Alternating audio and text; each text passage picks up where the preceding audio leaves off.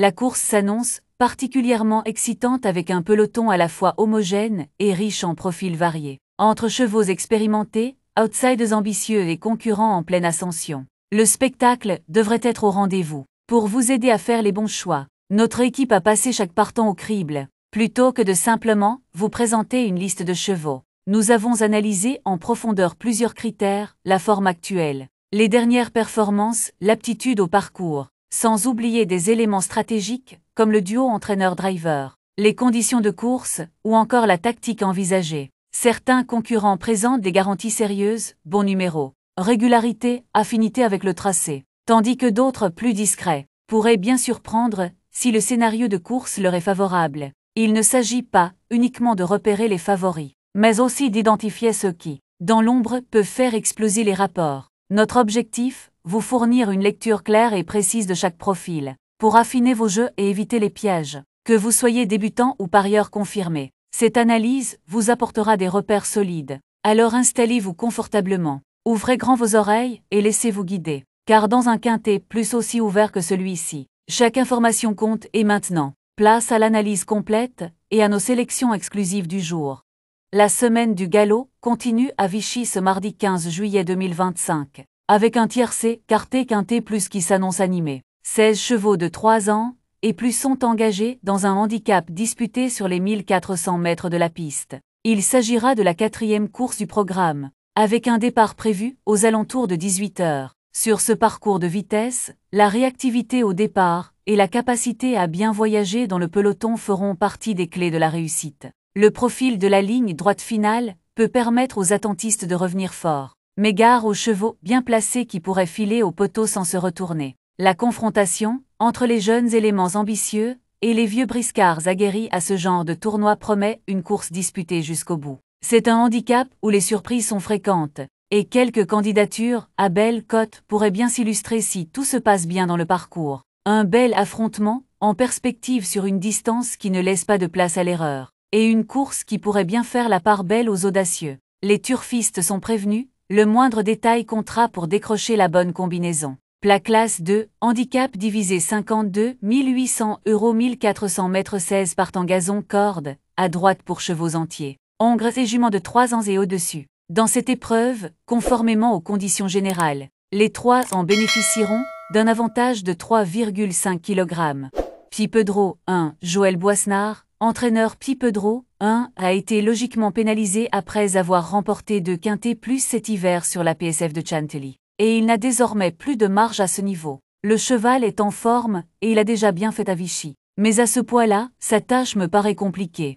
Ivry Spring 2, Marvin Grandin. Jockey, je trouve qu'Ivry Spring 2 a vraiment bien couru dernièrement dans un handicap à Salon de Provence. Il avait une montagne de plomb à porter, ce qui n'est jamais simple, et en plus il s'était déféré pendant la course, ce qui valorise encore plus sa performance. Il est en belle forme, et je lui vois une chance régulière. Divide and Rule 3, Jean-Pierre Gauvin. Entraîneur Divide and Rule 3 est en pleine forme. Elle a été logiquement remontée au poids après sa victoire dans un quintet plus à Lyon-Paoli. Mais dernièrement à Paris-Longchamp, elle a prouvé qu'elle restait compétitive pour les places. Elle connaît bien la piste de Vichy, où elle a déjà gagné sur 1600 mètres. Un terrain un peu souple serait un plus. Elle n'a plus trop de marge et devra composer avec un mauvais numéro à la corde. Mais si tout se passe bien, elle peut accrocher une place. Mieux me semble un peu trop ambitieux.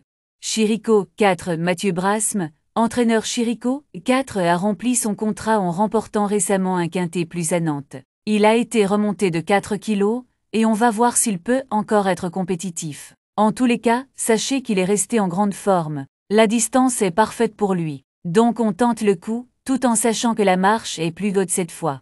Lost in Music 5, Gaspard Vaz, entraîneur Lost in Music 5, a prouvé dernièrement à la Test de Botch qu'il avait encore son mot à dire à ce niveau. Sa 3e place est vraiment excellente.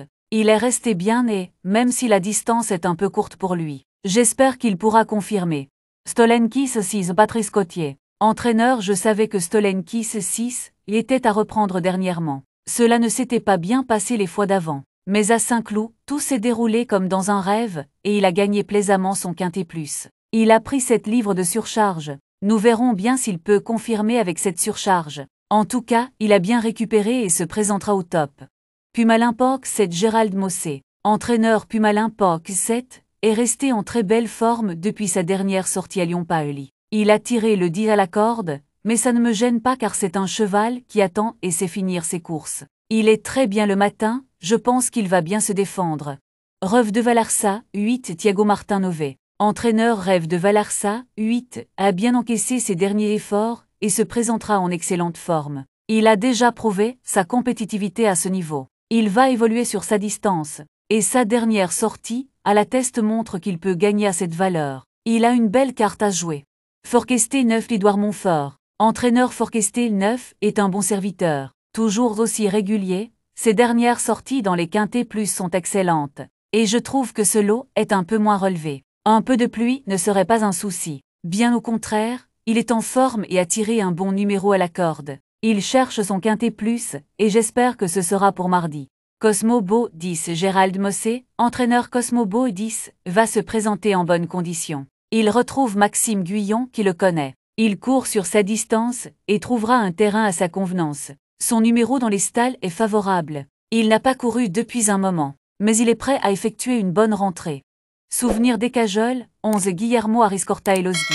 Entraîneur Souvenir des Cajoles, 11 a très bien couru dernièrement à Nantes. Il est toujours aussi bien, la distance un peu plus courte va lui aller. Et on a hérité d'un bon numéro de corde. Tous les feux sont au vert, et j'espère le voir décrocher son premier quintet plus. Nord-Est, 12 et l'avis du reporter Nord-Est, 12 a rarement déçu sur 1400 mètres, et vaut mieux que ne l'indique son dernier résultat. Il n'a plus le niveau qui lui avait permis de briller en valeur 42 en 2022. Mais il a conservé de beaux restes. À l'issue d'un parcours sur mesure, il peut accrocher une place à une cote intéressante. Swollen Shoot, 13 et l'avis du reporter Swollen Shoot, 13 a seulement été devancé par de hautes valeurs en dernier lieu. Dans une classe 2 à Paris-Longchamp, il débute dans les handicaps et doit affronter des éléments très endurcis. Mais il semble bien situé en valeur 39,5. Il peut se révéler à ce niveau.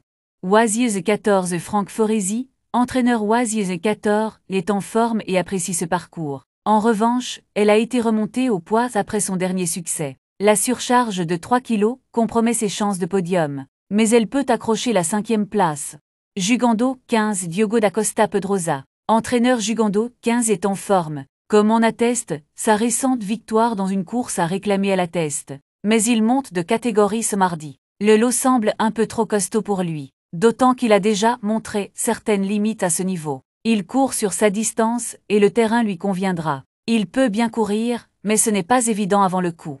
Smile Forme 16 Christophe Escudé. Entraîneur, j'aurais préféré voir Smile Forme 16 dans la deuxième épreuve. Il n'y a que des éléments contre elle, elle n'a pas de marge dans les quintés plus. Préfère les terrains bien souples et a tiré le C à la corde. Franchement, dans ces conditions, sa tâche me semble extrêmement difficile.